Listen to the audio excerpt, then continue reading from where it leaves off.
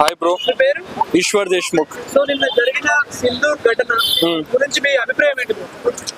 చాలా simple bro. Basic గా ఆడున్న కొడుకులకి ఏం శాత కాదు. సో బేసిక్ గా మన ఇండియా కూడా ఒక మంచి ప్లాన్ ఏం చేసిందంటే అమాయక ప్రజలకు అటాక్ చేయకుండా ఎవరైతే ఫాల్తుగా ఉన్నారో కొంతమంది టెర్రరిస్ట్ కొడుకులు వాళ్ళ పాయింట్లను ట్రేస్ అవుట్ చేసి ఆ 9 పాయింట్స్ ఏవైతున్నాయో నిన్న మన ఆర్మీ వాళ్ళు కూడా చెప్పారు. ఓన్లీ దే ఆర్ టార్గెటింగ్ ఎవరికంటే వాళ్ళు ఎవరైతే టెర్రరిస్ట్ ఉన్నారో వాళ్ళ పాయింట్స్ మాత్రమే ట్రేస్ చేస్తారని చెప్పారు. సో అది కూడా మంచి థింగ్. ఎందుకంటే మన లక్ అని వాడు కూడా కొంతమంది అమాయక ప్రజలు కూడా ఉండుంటారు. వాళ్ళకి ట్రేస్ చేయకుండా కొంతమంది అవలగా పాకిస్తాన్ అంటే సగం మంది వాళ్ళు ఉంటారు కాబట్టి వాళ్ళని మాత్రమే ట్రేస్ అవుట్ చేసి వాళ్ళని మాత్రమే ఇచ్చేయడం ఒక మంచి థింగ్.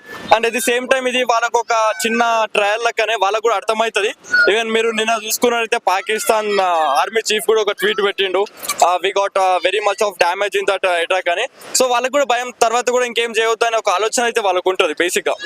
సో మోడీ గారికి చెప్పుకోకు అని పహల్గామ్ ఇష్యూ అప్పుడు చెప్పారు.